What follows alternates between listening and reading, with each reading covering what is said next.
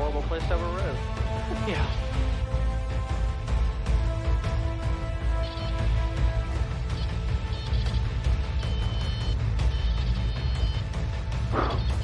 Holy crosswind, dude. That was crazy. Yeah. Hey guys, my name's Cam, and today I want to dive in one of the scarier landings I've ever had to make. Now before you jump me, it's perfectly legal. It was just one of those situations where a culmination of poor decisions led me into a scenario that I would have rather not been in. So I got the whole thing on video, so let's run through the video. We'll kind of dissect it, I'll give you some context, and then I want to go through the 3 lessons learned from this situation. So it was July of 2021. I was flying to Oshkosh or EAA Air Venture with my buddy Dusty. Now we're flying a Piper Dakota, which I've got probably about 100 hours in. And we were loaded down pretty heavy with 3 people's worth of camping supplies. And we were flying up with my dad. Now my dad was flying his American Champion Scout, which cruises a little slower than the Dakota. So he left about an hour before us and we were playing catch up.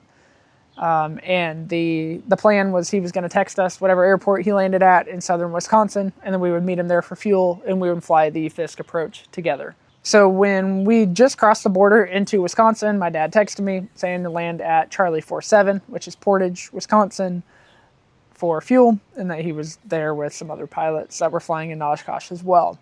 So I got on to the GTN 650, checked the weather in the area, saw the winds were out of the west, and decided to land on runway 36 in Portage, so I loaded the visual approach.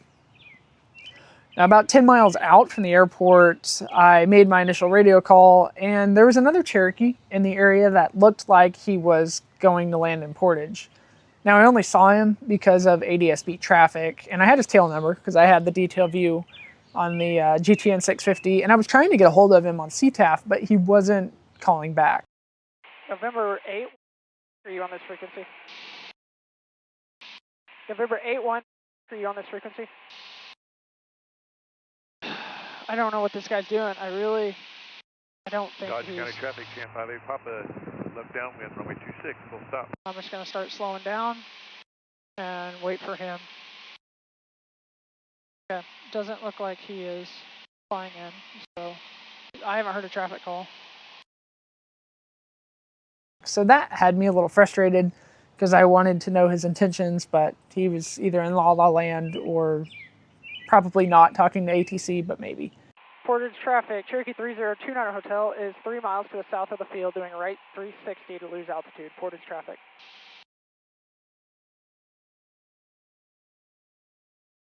Aircraft calling Portage, wind is currently 290 at 13. Ugh. So about 4 miles out now, I made a radio call, saw that I was high and was making a right 360 because I still didn't see the airport. At that point in time, the airport worker came on and said that winds were 290 at 13 knots. So Portage has 2 runways, got runway 36 and runway 22. 36 is longer and wider, 22 is shorter, and they both have the same crosswind component. So I decided to stick with runway 36. Now continuing on to my approach, landing to runway 36, I saw that there were some pretty tall power lines, I think they're 110 feet, just south of the runway that you had to fly over. So I had to overfly these power lines and then kind of chop and drop the power and try to make it in on my approach to the landing area of runway 36. And in doing that, I started coming in fast. So here I am on short final, I'm high, I'm fast, I'm loaded down, and I'm fighting a 12-knot crosswind. So these are all less than ideal scenarios when landing at an unfamiliar airport. And then when I get over the approach end of the runway, I just start floating, and I'm floating, and I'm floating, and I'm fighting the flight controls and probably over controlling. And finally, about 2/3 down the runway, we plop it onto the runway. I bounce, but we start coming to a stop. So by the time we came to a stop, I didn't quite get to the end of the runway, but it was pretty close, and we turned around and started back taxiing, but I was a little shooken up. You can see I just reached up and turned the GoPro off, and I don't see it. I was mainly disappointed in myself that I put somebody else, my passenger, in that scenario. And then I was kind of thinking through just the culmination of factors and where I went wrong. So let's dive into the 3 big main mistakes that I made in this situation. The first mistake that I made was not agreeing on an airport with my dad prior to leaving Bolivar. we should have agreed to land at Portage, and then I could have looked at the airport diagram at that time where it would have warned me about the power lines on the approach end of 3-6, and there's a note in there about wind shear caused by buildings and trees when fighting a westerly wind. Had I known that information, I probably would have chosen runway 22, which is where my dad landed, and he said it went a lot smoother. So that's all you have to do. Do your research ahead of time. Now, I get you can't always be prepared to land. Sometimes you're flying IFR, you have to hit your alternate, or things just don't go as planned, and you have to land at an airport you hadn't planned to land at. But in this scenario, it would have been perfectly preventable if I had just gotten familiar with the airport. My second mistake was coming in too high and too fast. I made the right call by making my right 360 to lose altitude about 4 miles out. And maybe I should have made another one. I won't dispute that claim. But the problem is really coming in over those power lines, already coming in fast. And then by the time I have to lose even more altitude, I just speed up even more. And kind of the second sub issue with this is the fact that I wasn't familiar with how my aircraft would behave when it was heavy. So I knew I should have flown a little faster to make up for the extra weight, but I didn't know how much. And that's 100% on me. I mean, I made a video about practicing spot landings with Dusty a couple of weeks prior to Oshkosh. Why did I not load that thing down with some sandbags or something and simulate like we're heavy and gone out and do flow flight and do a stall loaded down and heavy? Because then I would know. And instead of guessing in the moment, fighting a 12-knot crosswind, I would have had so much more certainty in how the aircraft would behave in that situation. So the two things in this is nail your approach and know how your aircraft's going to behave in the given scenario. So my third issue was just not going around. And I know the go-around call is kind of iffy because I was able to land safely and didn't even use all the runway, but when I had floated more than halfway down the runway, I should have just given it more power and gone around. Like the Dakota, 235 horse, 3-blade prop for climb out. Like it's a beast. It could have handled a full flap go around, loaded up close to max gross weight, no issues.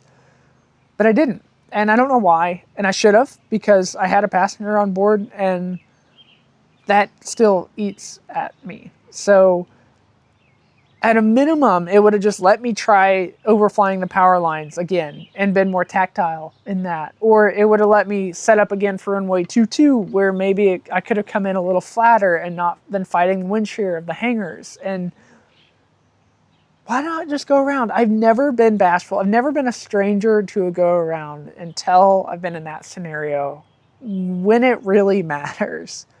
So I'm not proud of that. So throughout this scenario, I learned 4 things. First thing, plan ahead. Know the airport you're flying into.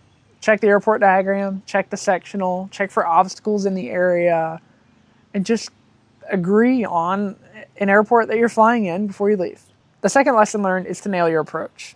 There is no excuse as to why your speed and your altitude shouldn't be exactly where you want it. If I thought either of those had come out of control, I could have canceled the approach and gone around, or I could have made another right 360 to lose a little more altitude. The third thing is to know how your airplane is going to behave in the scenario you're going to put it in. I should have loaded that airplane up. I should have even loaded it heavy in some crosswind landings. And I should have gone out and do some slow flight and see where it wants to stall. And I thought I had practiced for Oshkosh pretty good by going out and doing my spot landings, but I failed to consider the fact that I was going to be 800 pounds heavier than I was when I was practicing. And the fourth lesson learned, which is one that you hear everybody in the aviation community say, go around when needed. And I'm disappointed in my lack of a go around call because I'm normally not a stranger to calling a go around, but in this scenario, I guess my pride got in the way and I was too wrapped up in the task at hand, which is no excuse. So hopefully you guys can see these 4 lessons from this situation as well. If there are any other lessons that I should apply to this scenario, let me know in the comments below. I'd love to hear an outsider's perspective. I hope this video can be as much of a learning experience for you as this situation was for me. I think it's important for us to be safe aviators, and I also think it's important for us to admit our faults when the time comes, and I definitely had my fair share. So if you've made it this far in the video, I thank you for watching it till the end. It means a lot to me. I hope you guys fly safe, and we'll see you in the next video.